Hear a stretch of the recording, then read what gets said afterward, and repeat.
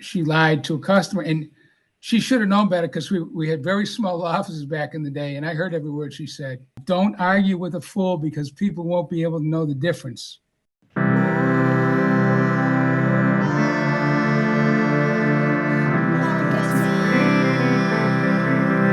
People of the world, welcome back to Moral Marketing. You are in for the treat of a lifetime because he's back. I've interviewed Mr. Guernsey. I think this is interview number 5. I had a podcast called Marketing is a Foreign Language. He was the most returningest guest that we had there. I love him very much. He was diagnosed with prostate cancer back in March of 2018. He had high levels of protein, multiple myeloma, all this madness. He's lost a ton of weight over his career. He was like the sales guy. There's a story of him jumping off a bridge, I want to say, at one point, and the river was not very warm. But now with the love of his life, Susan, she's amazing. We've talked about nutrition. We talked about business. He really is a great friend of mine. Reached out to me knowing that the new podcast has started. So we love him very much. Welcome back to the show. The one and the only Guernsey, Mr. Keith Guernsey. Yeah, that's quite an introduction there, Kellen. I hope I can live up to that. There's no doubt that you will. In some of the previous podcasts we talked about sales. So let's just get right to the ethics of it. There are a lot of people who lie in the pursuit of selling things, and it can come across as a little white lie or a fib to sort of promote a product. And my favorite lie of all time, of course, would be the lie of omission, where in our head, we know that there's something we should be telling the client, but we're just like, you know what, I'll just let that fact sort of, if they don't ask me, I won't tell them sort of situation. So as a sales guy, did you ever feel pressure to omit facts or? Yes, just wouldn't do it. It can always come back to haunt you, to bite you. You know the old adage, what goes around comes around. In a business setting, not only are you destined to lose a big sale, but closed industry, depending on what industry you're in, like I was in computers, the word gets around. Don't trust that guy. It's just not worth closing that sale and compromising your ethics and your integrity. And yes, I was asked to do it, and I just wouldn't do it because it always comes back to haunt you. And it's not worth, the X amount of dollars you make on a commission on a sale. I'll give you an example. When I was a data general, I was selling $150,000 mini computer systems back in the day, when a computer system was the size of a room. And if you had a return of $150,000 mini computer system because you didn't tell the customer all facts, all the bells and whistles, if you omitted anything, whether you were lying or just omitted something, that system would come bouncing back and you would be out of a job. It isn't worth it. You need to be, known as not only an expert in your field, but you need to be known as an ethical, full integrity kind of person, because you're not going to succeed if you aren't any of those things for very long. I mean, you might close a couple shady deals, but never worth it. There's a pull, right, Keith? A lot of people. So I think what happens is for many salespeople, they'll start to omit things at work. Yes. They are closing deals, right? Or they'll look at their contemporaries and they'll go, well, he said this. I've seen it, man. I was in a company where it was called, quote, dancing, right? So so it's using jargon to sort of dance your way around. And I think for some folks, they see people being successful in that and they go, is this what I have to do? It's like there's a certain amount of shadiness, right? And the same is true in taxes when people go get their taxes done. The American tax code is so wild to me that literally people will go, okay, you just need to find the right level of shadiness. And it's very easy to say, oh, just be ethical all the time. It's totally fine. What would you say to someone in an environment, in a business where the top earner for like 2, 3, 4 years is, you know what I mean? Like every now and then it comes back to bite them, but by and large, they're making a lot of money from it and they're omitting things on purpose or like deceiving slightly, but not too much. How do you play that game? I worked with that type of individual many times in my career. If I was an individual contributor, and not a lot you can do. If you're a manager, that's a different kettle of fish because you can sit them down and talk to them. If you're an individual contributor in this situation, as I say, what goes around comes around. Eventually, at some point in time, maybe not right away, it will come back to haunt them. Somehow, whether it be customer or prospect, maybe they have a guilty conscience, whatever the case may be, it has to be stopped. And I've had situations where I didn't say anything, but someone else did, or someone heard them on the phone. You know, it was in a telesales capacity where you could pretty much hear what your neighbor was saying. And if I didn't, you know, I didn't say something, but somebody did. It always comes back around. You know, I've seen more people lose their jobs because they weren't being ethical. I had a situation long before you were born, as a matter of fact, with a young lady who worked for me, and she was a good worker. She was punctual. She was always on time, did a good job, worked hard. I don't remember all the circumstances because it was, like 50 some odd years ago. She lied to a customer and I had to let her go. And it broke my heart. And of course, she was furious back in the day when happy coworkers that just been terminated didn't carry a gun. So all she could do was yell and scream at me, leave. But she lost a very wonderful job. She was doing well. She was making good money for someone her age. And that's just one instance where he took a shortcut and she lied to a customer. And she should have known better because we had very small offices back in the day. And I heard every word she said. And I said, I'm truly very sorry, but you left me no choice. That's a great story. I've lied. I'm sure you've lied too. I don't know anyone who hasn't. And as a society, what are we going to do, right? When we know for a fact that someone lied, I often say love everyone and tell the truth. Sometimes loving someone is letting them go. You allow that behavior to continue. Who are you? What kind of manager are you, right?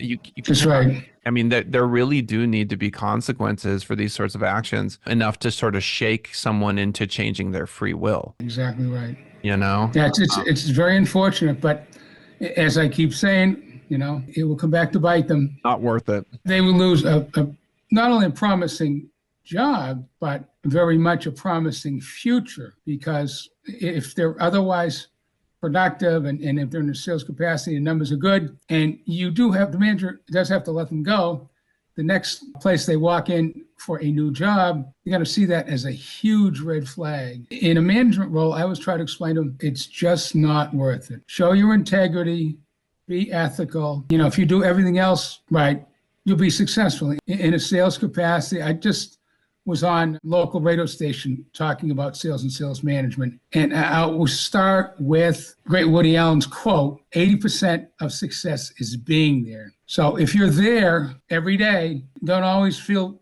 perfect every day, but if you're there every day or close to every day, and you're pleasantly persistent without being overly obnoxious, and you're ethical and you show your integrity, you'll be successful. Yeah, it does boil down to that. So let me ask you this. In regards to companies putting advertisements out there, right? Oftentimes, I'm trying to think of an example of this where they'll say, come in for, it's like $99 for this thing. And then you show up and it's so clearly not that, right? They try to get you in, or there's an asterisk and it's sort of misleading. The general idea is that they're trying to sneak you in there with something. Like it's deceiving, essentially. So same idea there, right? So it's an ad. Right, exactly. Right. So I can't get behind that sort of advertising. No, not at all. Don't do it. And then the other thing is when it comes to advertising certain things, right? So there's smoking, which we clearly know is not good for people. I happen to believe too much meat consumption is not good for people, right? Countless studies at this point about processed meat, for example. But I don't know how many people are going to stand up and say, and so this is where I get a little twisted. I feel like government should by and large let people do what they need to do. So I'm not recommending government intervention. I'm calling for ethical and moral reform, right? Like I want individuals to make the right choice, not to be punished by the government for making the wrong choice. So when it comes to things like, let's say, tobacco advertising, alcohol advertising, gun advertising, marijuana advertising, where do you fall on those things? Let them do whatever they want? No, absolutely not. Back to as far as the employment situation goes, ethical companies, moral companies will vet you before they hire you. So you can do the same. You can vet them on the internet by doing research, basics. You're looking for red flags.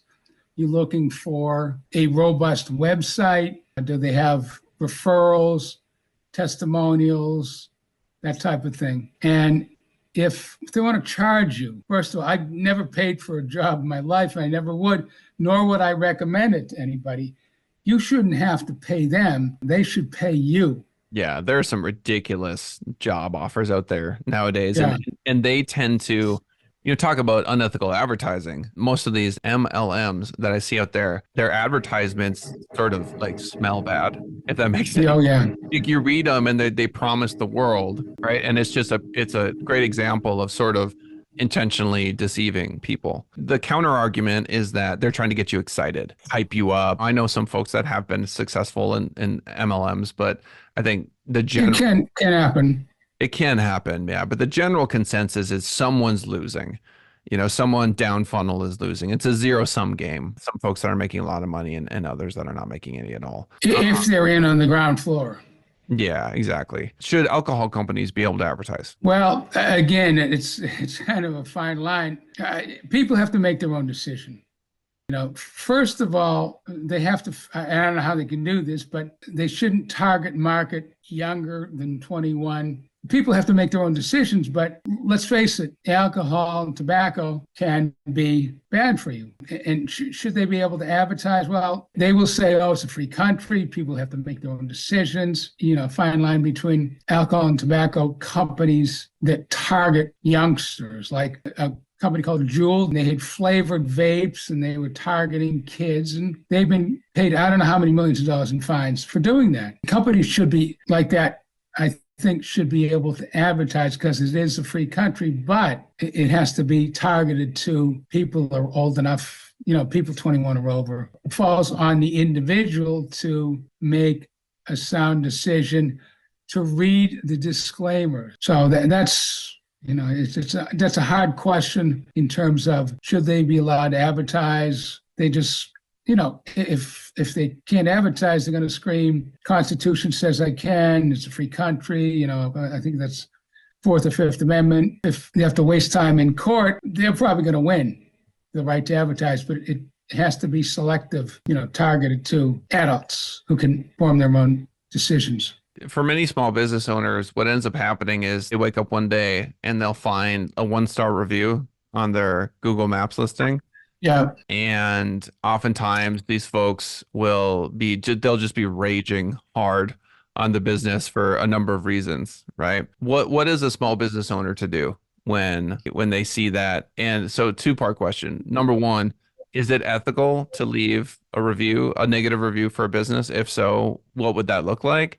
And then what's the appropriate way for a business owner to respond? It's ethical if the product or service didn't do what they said it would do. I'll give you an example. Susan and I went on the local restaurant tour here. We're in Gainesville, Georgia, Lake Lanier. There's like 18 new restaurants opened up all at once. And one of them that we went to, and I won't give you the name because I don't think that's ethical, but let's say the food was adequate, the service was horrendous. If anyone deserved a 1-star review, they did. I didn't do it because they were fairly new and I wanted to give them the benefit of the doubt. Someday we will return and see if it's better in terms of what a company can do. Well, is the review accurate? Did they really earn the review? In this case, this company or this restaurant, I had given them a 1-star review. They would have earned it. All right, but I gave them the benefit of the doubt so I could go back. We can go back and see. Now, Keith, I really do like that example. And it makes me think about, because I'm constantly asking myself, and I think most people are too, what's the right choice, right? What is the right thing to do? And you went, and no one's going to argue with the truth of the matter, right? And so if you say that the service was horrible, okay, let's go with that, right? More compassionate to tell the community, hey, look, it was bad, so that they can avoid it. That more compassionate, because now you're helping someone who's going to go spend their hard-earned money, on a Friday night with their wife, whatever, to go an experience. Is that more compassionate because we're showing compassion to those that could be potentially walking into a bad situation? Or is it more do you see what I'm saying? It's dicey. And it's almost like the philosophy of love everyone and tell the truth. Was there a part of you that wanted to talk to the server in the moment and kind of? I did. What happened there? I'm curious. I had the manager come over, and the server was apologetic. She went and got a manager. The manager was apologetic, and if I remember correctly, she took a little bit off our bill, but still. Yeah, well, all right. That changes things a little bit in my perspective. A little bit, yeah. But so what was so bad about it? Was it that they were just slow, or? No, slower than slow. Oh, it was Slower really slow. Oh, okay. It was awful. At least they tried to come over and appease us, and that earns a lot of points in my book. Right. And I appreciate you saying something too, because I think you did the more ethical thing, right? Because you could have just rage one-starred them, right? And that would have been wrong, I think, of you to do. But you took a deep breath, you actually talked to her, you gave her a chance to be apologetic. The manager was apologetic as well, and they gave you a discount. That seems like a reasonable. It was, and I calmed down after about 12 or 14 beers. Enough to talk. I'm kidding. Are you still drinking? No, you're done drinking, aren't you? No. I have new meds that don't jive well. Yeah, you can't be. Yeah, no. Yeah. Come on, Keith, you know better. But that was an instant. I posted it. We have a 1,700 resident community here, and I didn't post it on that, but if someone had asked about this restaurant, because they knew we were on our restaurant tour, we posted on Facebook. Oh, that's the thing you're doing. And if they had said, how was standard service, I would have told them. I probably would not have told them, because my opinion's my opinion, okay? I wouldn't have told them on the Facebook page. I would have sent them a text or a tweet or an email. Right. Oh, public is so much different than private. And I think if you had, say, left like a 3-star review, right? Yeah. And it said exactly what happened, right? And you were very upfront about it. I think that could have been decent. Because, like, for example, like if I'm going out with my wife and I want to go check out a good restaurant, and most restaurants fail, right? And so like this right. We're playing with fire here. These poor, my heart goes out to them. So my heart goes out to the people that are eating there. Right. So right. I read that review, 3 stars, and it said, look, it took forever, but they were apologetic, and, they knew that it was an issue. Right. That would be really helpful for me, because I'd go, okay, food is decent, but the service was rough, but they're aware of it. Like that's a solid, I can get behind that. You did, even went the extra mile and said, we're going to go back, and if our second time is better, I'll update this review. That would be really, you know what I mean? So I can do that. Yeah. I love that. And I think it all boils down to your willingness to talk to them about it. That's sure. And I always do. Because like for the listeners out there, this is what I'm calling for essentially. Is I'm calling for people to understand that love is very difficult. Right. It's the more difficult thing. It's so much easier to hate them, leave a 1-star, vent online publicly, and then go about your day. That's easy. The hard part is being like, you know what, this woman here who I'm sure a part of her body hurts. She's stressed about something. Maybe she's got kids at home. Her gas tank is at a quarter tank. She's got to fill it up on the way home. You know what I mean? Like she's got really stress in her life. I want to let her know that it's like I had a rough experience, and I want to give her a chance to sort of make it right. That's the good stuff in life, right? You want to talk about marketing? Those reviews are marketing.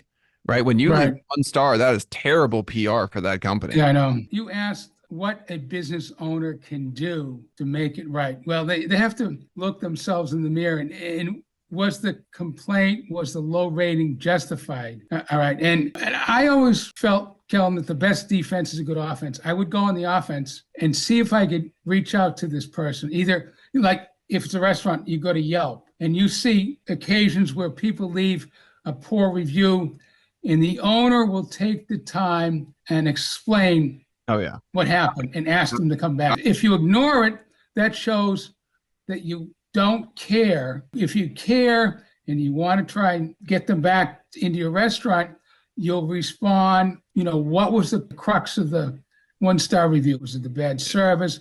Was it a nasty waitress? Who knows? Yep. I see this all the time with my clients at Send It Rising. They will leave very generic positive responses. So leave like a nice review and they'll say, oh, thank you very much. We appreciate you. Right. But their responses to the negative reviews are biblical in length. Yeah. Oh, I know. Right. I know. So that just goes to show where our heads are at. It's like if things are fine or good, we're not very grateful about it. We're sort of like, yeah, okay, thanks. Have a nice day. Oh, we appreciate it. Thank you. But it's like, show me the big, and I'm guilty of it too. I bet people could go to the Send It Rising page right now and laugh me off the show, right? Being like, yeah, hypocrite, you know, you said this certain way. But like, don't you think that if you actually had someone leave some good feedback and you could like talk about their program a little bit or talk about a program, but for them, it would be something about the food. But I just find that interesting that, you know, when good things happen, we tend to sort of be like, okay, that's fine. But when things are bad, we just really dive in. It's, you know, and is that just, Oh, yeah.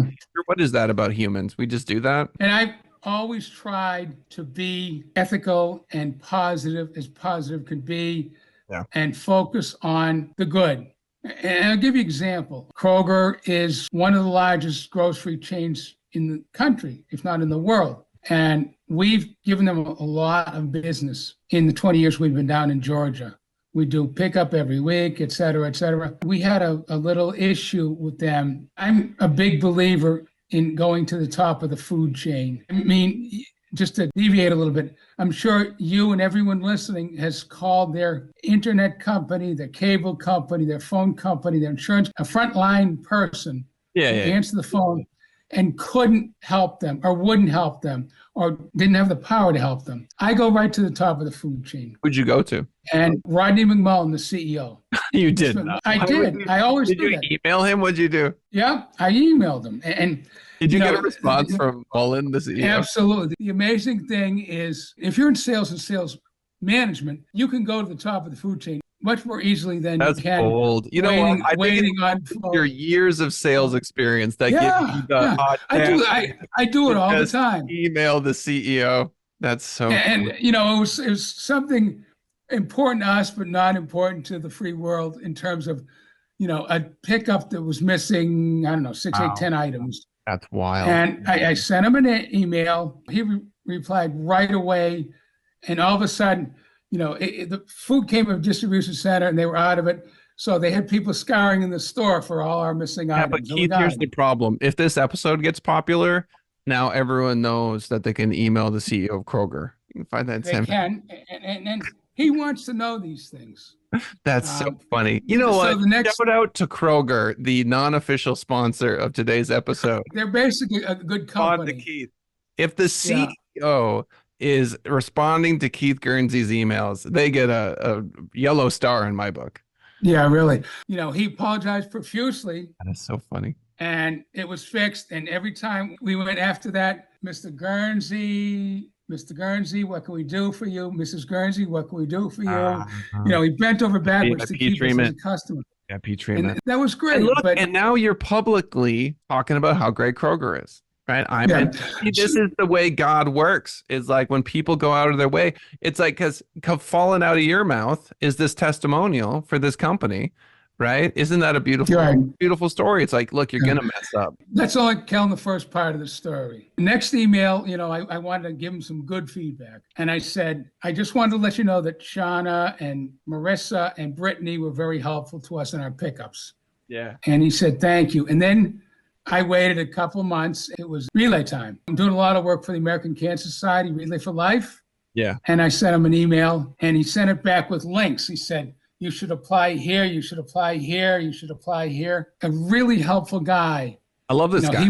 He will listen to your problem issues. He doesn't call you back, but he gets somebody to call you back.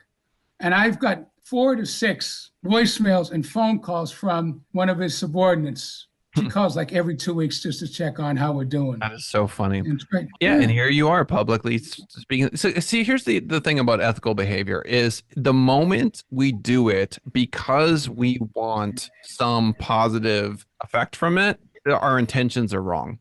But when we do it because it's who we are, it's what we want to do, it's intrinsic to our nature. We believe in the soul. Right. And that ultimately our soul and our consciousness is the most valuable thing that's ever existed for us. Our relationship with God, our ability to practice love and compassion. Like when we're all in on that, you act like the president of Kroger, right? You respond to rando's email he's not even happy, right? That's like, it's not like your first email to him was like, oh, you know, like we love you so much and you're so great. It was, here's this issue we have. CEO responds and then how could the CEO know that you'd be telling the story publicly. He couldn't possibly know. There's no way. Right. Just you do the right thing and then you let God handle the rest of it. Which Exactly. brings me to my next point, which is, bringing God and love back into the workplace. I have to preface it by saying, a lot of people use Christianity in particular as a way to hate people. They're like, as you can see in this Bible verse here, I'm given the permission to not like these people, to hate these people over here. I will never get behind that. I can't get behind it, right? It's love and compassion for everyone at all times. Now, that being said, as you mentioned before, it doesn't mean you can't fire an employee. Do you see, right? It's like love can, no can be love, right? It's like you lied, right? Yeah. It's like, I love you. I have a ton of compassion for where you're at. The appropriate ramification for what you did is for you to no longer be here. Right. Does that sound like hypocrisy to you? Does that resonate? Can love be no? Yeah, it can be if you have a valid reason for saying no. You shouldn't just say no to say no, but it's like getting back to this young lady that I had to terminate for unethical behavior. Right. Can I keep my job? No, I'm sorry, you can't, and this is why. If you're saying no, you don't want to just say no for the sake of saying it. Are you sticking by that? And look, and I'm not saying it's right or wrong. Honestly, I really don't know. It's a tough one for me, right? If you could go back and do it all over again, would you have given her a second chance and said, I'm really, really, really not happy with what you did. Like I'm going to lose sleep over it, right? Like that it's unacceptable. It really is. I'm going to give you a second chance. Do you think that, you know what? I take back that question. Forget about that. Let's say it happened again. Keith Guernsey, late in life, you're with someone for whatever reason, they're an employee for, say, your book or something, and they do. Would you make the same thing happen today? Well, it depends on the circumstances, but in this case, I might have considered a second choice, but she was so confrontational and there it is. Okay, so argumentative. Did she get angry the moment you mentioned firing her, or was it does that make sense? Like, was that what sparked her anger? Was mentioning the termination? I said, I heard what you said, right, and it's unethical, and I'm sorry. She got very angry. Right. Very confrontational. Exactly. You could have, definitely. Right? So man, that humility, it's like we have free will and you earn it. You earn that humility over time. You just don't just get that. And, you have to realize, nobody's perfect. We all make mistakes. It's the timing. It's the seriousness of the mistake. Yeah, because like I've said before in the show, there are people whose kids are murdered and the parents forgive the murderer. They can find out. I know. So if they can do that, don't come to me with, oh, he hit me, it's not fair, and I won't forgive him. You know what I mean? My 9-year-old fighting with my 10-year-old. Yes, you can find forgiveness. I know you can.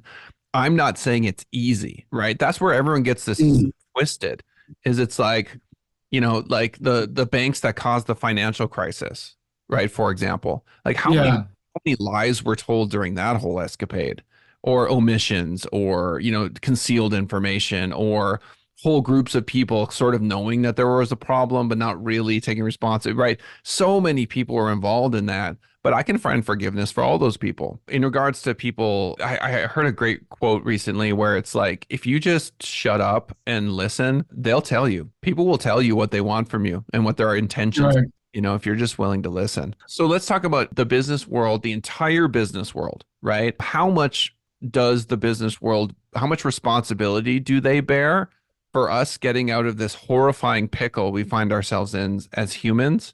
Because as far as I can tell, us killing each other is barbaric and preposterous, right? The human beings kill other human beings, not for food, mind you. It's not because they're hungry, right? It's because their anger has reached a level, or their greed has reached such a level that you're in the way, right? You're just in the way of them getting the money they want. So we're worshiping at the altar of money, right?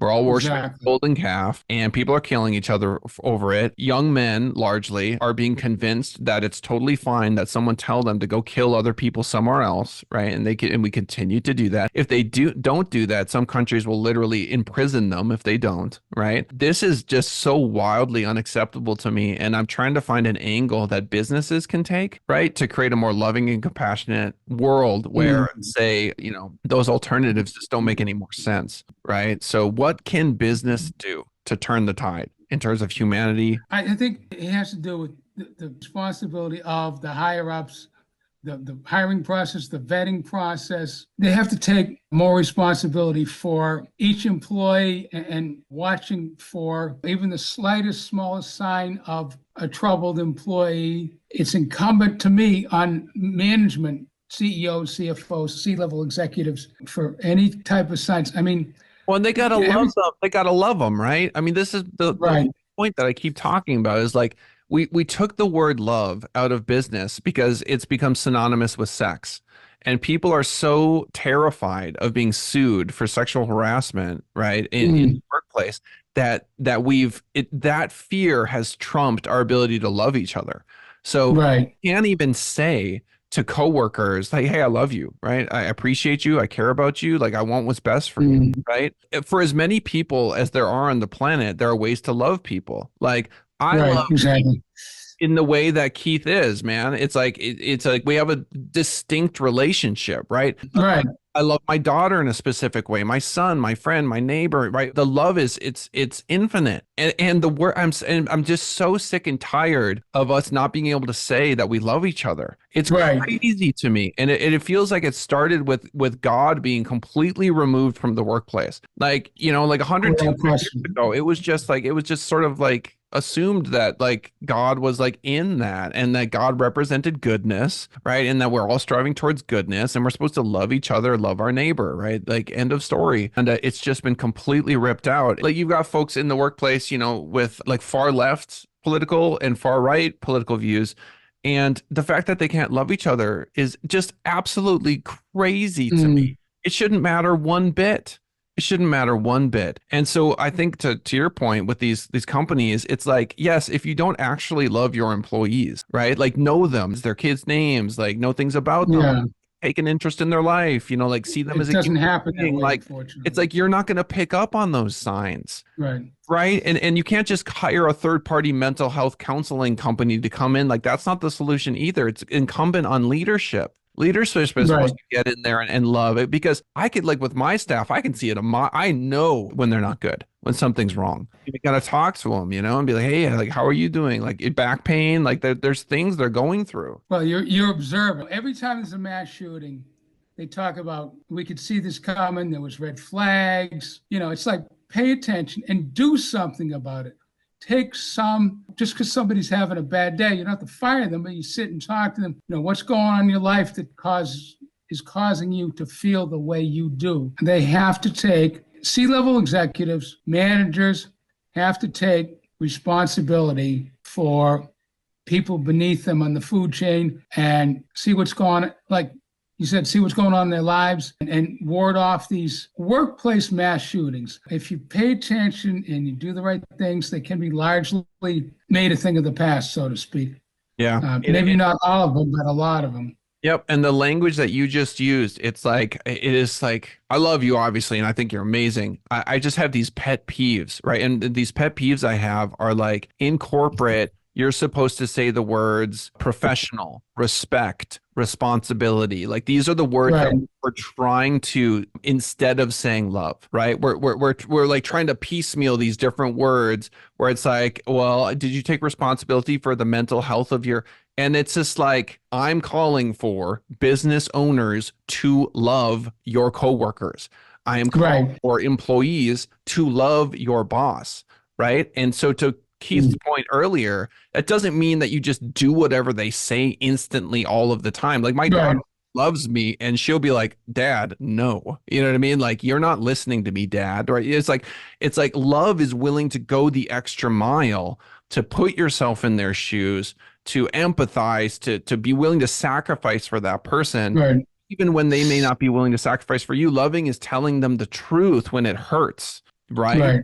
So we need love back in the workplace, and alongside that, whatever your God happens to be, I mean, and that includes agnosticism and atheism, right? So what Mhm. happens in agnosticism and atheism is you tend to have a very logic-based scientific approach, and it's called secular humanism, where it's like, look, I don't need a God to behave well and to make the right decisions. Okay, well, God bless you too. I love you too. Right? There's no point at which we don't love them. That's the entire Mhm. point. It's like you can't come up with some sort of, like language where all of a sudden I'm not going to love you anymore. Right? This Right. we really do need, like, imagine a day on earth where like there is peace, like actual peace. You know what I mean? And that's what we're calling for. And so I think the business community can show the way. They can go, look, we're It going should be able to. Yes, like let's That's right. go. And it starts with, like, I was talking to my wife the other day. I forget what the CEO of this company was. I'm embarrassed, I can't remember, but the dude made 30 million a year. He's making 30 million a year. You know what I mean? It's like, man, like, do you need 30 million? Right? Like what can you do for your employees? Like, what magical things could you do? Right. I get that you went to Harvard. I get that you have the Ivy League thing. I get that you live in a bubble of people that make the same sort of money as you. I get that your kids are on private school. I get that you have to pay for a private, like, I'm aware of how you can get trapped into Mm. that world. I'm aware of that. But it's like, man, the angels sing when you self-sacrifice. When you go, Yeah. you know what? I'm gonna sell the private jet. I'm gonna right, and I'm gonna do, because what people don't realize, Keith, is that there's a life review coming, right? You're going Mm. to see your impact on the world, and God Right. bless about your private jet and your titles and your mansion, and nobody cares.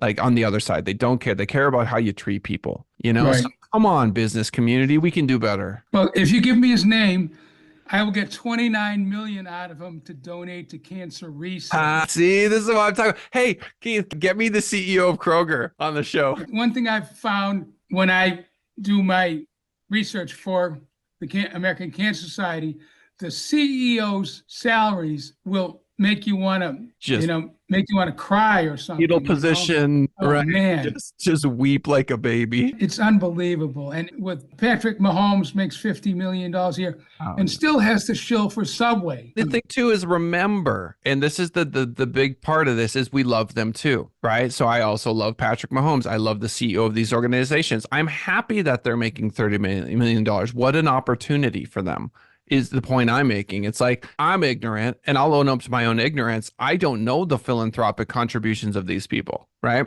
So, for example, Warren Buffett gave the largest philanthropic donation of all time to Bill Gates. He gave billions and billions of dollars, Yeah. right? And so I can do a better job of researching so Patrick Mahomes, for example, he may have countless foundations. Mr. Beast, who's the most popular YouTuber, has literally a channel filled with this philanthropy. I donated the other day to kids in Uganda through that. Who is that now? Mr. Beast, you got to check out Mr. Beast. The people listening to the show right now are laughing because he is insanely popular.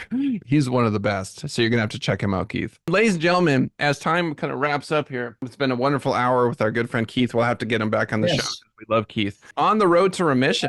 Would you look at this gorgeous little book right here? If you're listening on the Thank you. podcast, it's a picture of there's a gentleman with a backpack on, and he's walking through what can only be described as a Moses parting the Red Seas style photo. It looks really cool. I had to apologize to Keith before the show. I haven't had a chance to read it quite yet. It's all right. You're busy. I bought it when you emailed me because I was like, oh, Keith's got a new book out, so I Amazon bought it. So looks good. And I will tell you, if you're a business owner or CEO and you're listening, if you buy 10,000 copies or more, Right. I will fly to your office and autograph them all. How's that? Okay, so you heard it here first. Did you know ChatGPT 4.0 can produce hundreds of pages of content for your business? I mean, we rank #1 right now in Las Vegas. Go ahead, do a search, test me on it. We rank for SEO for casinos in Las Vegas, SEO for landscapers, SEO for indoor playgrounds, and it just goes on and on. Yes, Kellen, but there's no search volume for that term. Yeah, but there is some. And so what you can do with ChatGPT 4 is you can produce hundreds of landing pages, very niche landing pages, for almost no money at all. It's ridiculous. So if you haven't gone down the ChatGPT 4.0 rabbit hole, I will blow your mind. And when I say that, that's a promise, because I've spoken to 3 people, and it doesn't matter what industry they're in. If they haven't really dove into this, we're talking creating board games from scratch, writing custom songs for friends, creating a 200-page book in like 2 weeks, endless blogs, social media calendars for an entire year. It just goes on and on. Lesson plans, math tutors. It's the most glorious technology of all time. So if you're interested in that, send us an email, info, that's info at senditrising.com. That's info at senditrising.com. Free consultation. I'll walk you through it. I'll blow your mind. Do it. You know you want to. Keith, why don't you let the fine folks know about your books and what you're up to? Well, let's see. I'm working on my 7th book. All 6 of my books are on Amazon. You just have to type Keith Guernsey in the Amazon search window. If anyone wants to reach me, the email address is theguerns2005@yahoo.com. They can always call me or text me anytime at 978-973-5691. Again, 978-973-5691. Yeah, you gotta connect with the Guerns, man. I'm telling you, this is interview number 735 that we've had, and they've all been wonderful. Such a great dude. He beat cancer multiple times. Again, jumped into a frozen river at one point. Check out the old Send It Rising podcast episodes. You can get the whole story. But we love Keith. Final word of wisdom for our good friends. Try to do better every day than you did the day before. You have to combine persistence with relentless. Be a positive person. As my late mother used to say, don't argue with a fool, because people won't be able to know the difference. I'd love to hear from everyone who's listening to the show. I'd be happy to talk about books, about writing, Boston sports, which I'm a fanatic, staying healthy, and anything else you want to talk about. Fantastic. All right, ladies and gentlemen, we'll see you all next time. Bye for now.